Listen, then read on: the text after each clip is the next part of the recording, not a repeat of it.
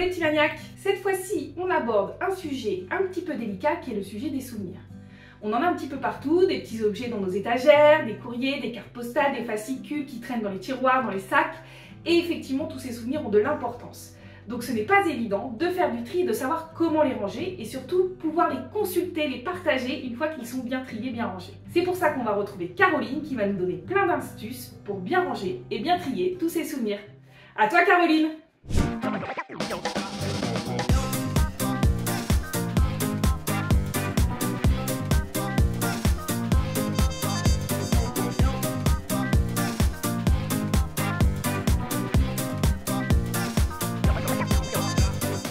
Merci Pauline pour ta présentation. Aujourd'hui, on s'attaque à un sujet difficile, les souvenirs. En effet, ce sont des documents, des papiers, des photos, des objets, des vêtements qu'on accumule tout au long de sa vie et qu'on garde. Et ils font appel à notre passé, à nos sentiments et c'est très difficile de s'en défaire. Mais dans les tutos de Maniac, on a toujours des méthodes et des astuces à vous donner pour vous aider. Règle numéro 1. Il faut s'attaquer au rangement de ses souvenirs à la fin de tout le grand rangement de sa maison. En effet, lors du tri et du désencombrement de toutes les pièces, on retrouve un peu partout des photos, des papiers, des petits objets qui peuvent faire partie de la catégorie souvenirs. Donc on rassemble tout ça pendant qu'on s'occupe de toute la maison et on le traite à la fin. Et voilà, on a rassemblé tous les souvenirs de la maison dans différentes boîtes récupérées à droite et à gauche. Et maintenant, on va s'attaquer au tri et au rangement. Règle numéro 2. Comme il est très difficile d'éliminer les objets liés aux souvenirs, on prend le problème à l'envers. On se fixe des emplacements et un nombre maximal de boîtes. Ça facilite grandement le tri des objets qu'on gardera. Dans ce cas, on s'est fixé ces 3 cases pour le volume maximal de souvenirs à conserver. Maintenant qu'on est lancé, il nous faut du matériel. Alors on s'achète ou on récupère de jolies boîtes et d'autres petits outils que je vais vous montrer.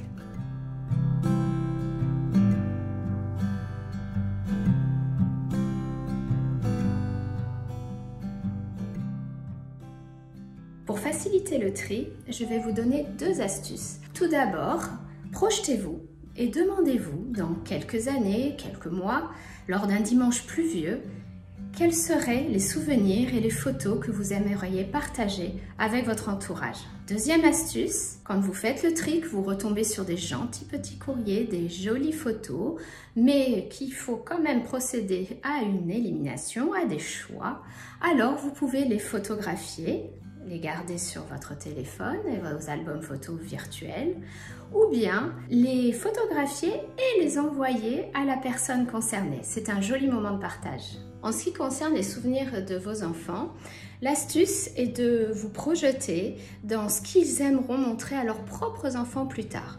Vous pouvez faire le tri avec eux s'ils sont en âge, garder ce qui leur rappelle des bons souvenirs et ce qu'ils ont vraiment envie de conserver avec eux. Par exemple, leur faire part de naissance, les premiers petits chaussons, la première tétine, tout ce genre de petites choses que vous rassemblez dans une jolie boîte destinée à leur donner lorsqu'ils voleront de leurs propres ailes.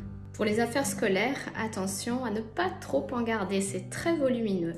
Là encore, je vous conseille de garder par exemple 1 ou 2 cahiers de poésie, le premier cahier d'écriture. Le choix vous appartient, mais attention parce que c'est très volumineux. Et puis pour toutes les créations de vos bambins, je vous conseille de ne garder que les plus belles et garder toutes les photos de classe, bien évidemment rangées par ordre chronologique. Dernière rubrique, les objets bibelots. Alors là, je vous conseille de ne garder que ceux que vous avez envie de laisser en vue chez vous dans votre intérieur.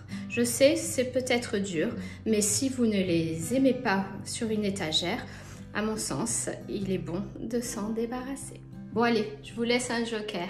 Si vous avez vraiment envie d'en conserver, vous pouvez les emballer et les conserver dans une grande boîte remisée au grenier, à la cave ou en haut d'un placard. Pour les photos papier, le mieux est de les ranger par catégorie en utilisant les pochettes d'origine avec l'année ou bien si elles sont en vrac en utilisant des enveloppes craft par exemple comme ceci pour pouvoir identifier les grands thèmes. Pour vos souvenirs de voyage, un outil pratique est le porte-vue. Vous pouvez y mettre tous les documents que vous avez envie de conserver liés à votre voyage et vous pouvez mettre également des planches photos et constituer un porte-vue par voyage.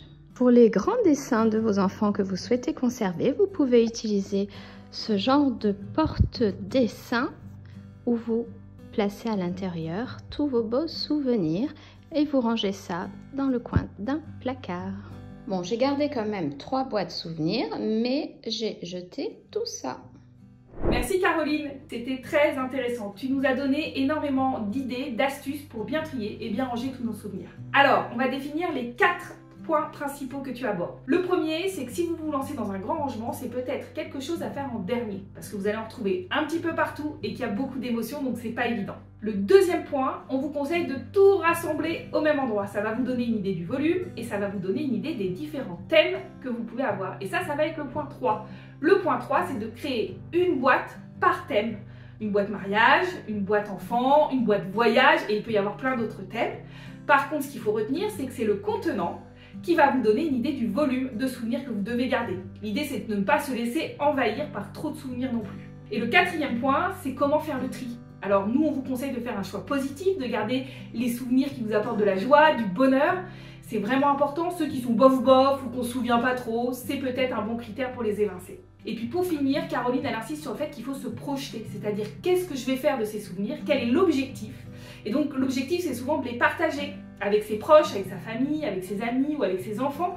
Et donc de se dire, voilà, est-ce que si je consulte ces photos, si je consulte ces affaires, c'est pas un bon critère pour se dire, c'est ceux-là qu'il faut que je garde. Ceux qui sont pas utiles, qui n'ont pas d'intérêt à partager, c'est peut-être les souvenirs que vous pouvez mettre de côté. Voilà, j'espère que c'est clair, je vous envoie plein d'énergie, plein de courage pour vous lancer dans ce grand tri des souvenirs et n'hésitez pas à nous envoyer les photos de vos boîtes souvenirs. Si nos tutos vous intéressent, n'hésitez pas à vous abonner à notre chaîne, on en fait un nouveau tous les mois. Vous avez également ici notre site bypauline.fr pour suivre les différents projets qu'on fait chez les clients et vous pouvez nous retrouver sur tous les réseaux sociaux. Merci beaucoup et à bientôt les petits maniaques!